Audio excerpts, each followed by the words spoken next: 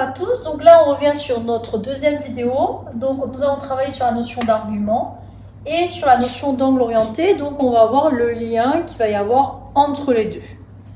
Donc clairement on va commencer tranquillement avec notre cercle trigonométrique. Donc on n'oublie pas, ici notre O, I et J. Je place ici mon sens direct, nous sommes sur notre plan complexe. Je vais ici placer mon point M comme ceci, je vais considérer que son affixe c'est Z. Alors rappelez-vous, l'affixe, ce sont les coordonnées, sauf qu'au lieu d'exprimer M de coordonnées X, Y, on va dire que son affixe est donc Z qui vaut X plus Y. Donc ici je le note. X représentant donc son abscisse, Y représentant son ordonnée. Donc là, on va avoir, si on considère l'angle orienté, je vais considérer OI en termes de vecteur et OM. D'accord? Donc vous voyez, je prends vraiment dans le sens positif. Si je considère l'angle orienté OI, OM, on a vu, rappelez-vous, que lorsqu'on découvrait la trigonométrie, que finalement, nous démarrions au point I, et puis on a enroulé notre corde afin d'avoir les radians. Donc ici, on respecte clairement le sens positif, donc le plus, et nous allons donc avoir notre argument qui était de θ. Ici, on a donc Z, le module, écrit comme ceci. D'ailleurs, Z, on a vu qu'on pouvait l'écrire aussi. Ça, c'est sa forme algébrique qui met en avant, disons, son abscisse et son ordonnée, partie réelle, partie imaginaire. Mais on peut aussi l'écrire sur la forme Z exponentielle de Iθ. C'est ce que nous avons vu dans les précédentes vidéos. Donc vous allez me dire, ben en fait, il va y avoir un lien entre cet angle orienté avec les propriétés que nous connaissons. Et ici, ceci, je vais l'écrire θ. Alors, vous allez me dire, mais pourquoi elle n'est comme ceci, une égalité avec 3? Parce qu'en fait, il faut bien comprendre que ça va être avec θ le phénomène de périodicité.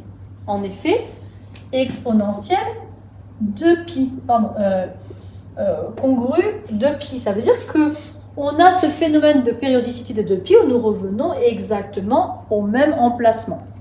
D'où ce phénomène de congruence. Alors pourquoi?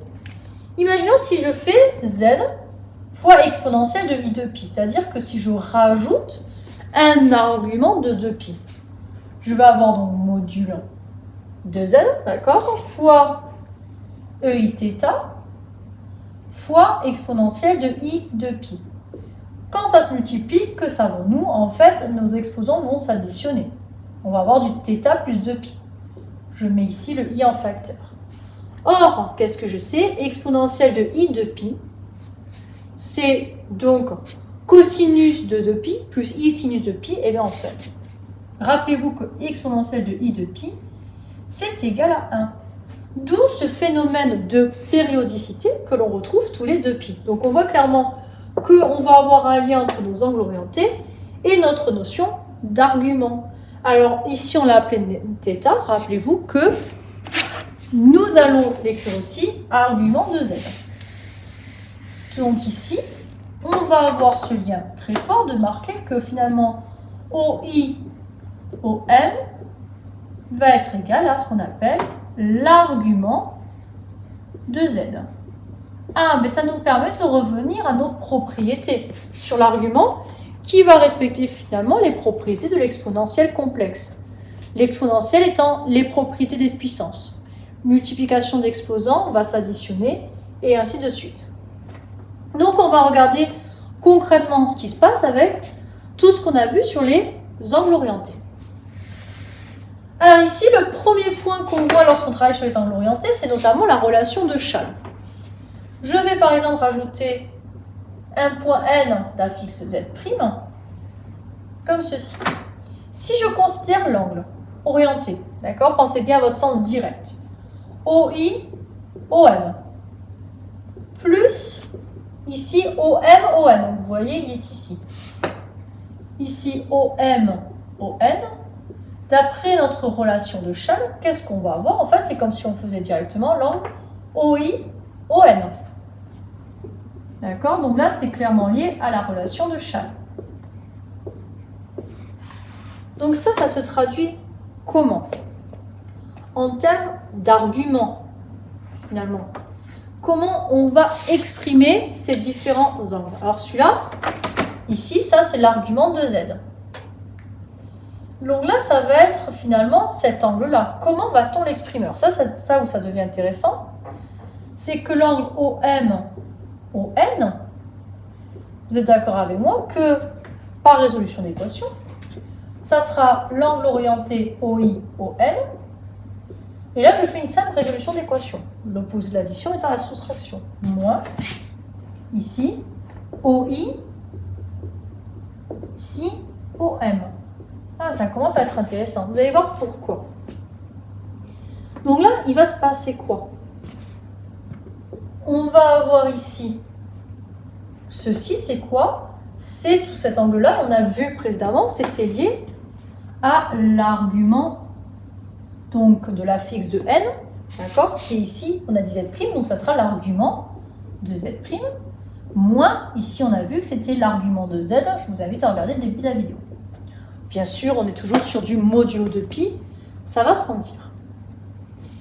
Or, qu'est-ce qu'on a vu précédemment? Lorsqu'il y en a un moins, ça veut dire qu'on a fait quoi? C'est qu'on a soustrait. Donc finalement, OM, ici ON, cet angle-là, c'est comme si on avait l'argument de Z' divisé par Z. Rappelez-vous de ça, quand on fait exponentielle Iθ' sur exponentielle de Iθ, on fait quoi? On soustrait. Donc on va avoir ceci. D'accord, donc c'est la fixe moins 0 et ainsi de suite. C'est-à-dire qu'on va pouvoir déterminer n'importe quel angle, n'importe où, par notre formule. Ah, donc là, on commence à voir quelque chose d'intéressant. Je ne sais pas si vous voyez venir ce qui va se passer.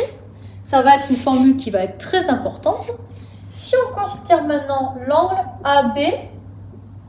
ABCD, on a vu précédemment qu'en fait, ça va revenir à faire une division d'A fixe et d'en chercher l'argument. C'est comme si nous avions donc l'argument. On commence avec le dernier, de la fixe de D moins la fixe de C sur Z de B moins Z de A, et tout ceci modulo de pi. Donc c'est-à-dire qu'on va avoir une relation très importante entre les angles orientés et les arguments. Bonne journée à tous!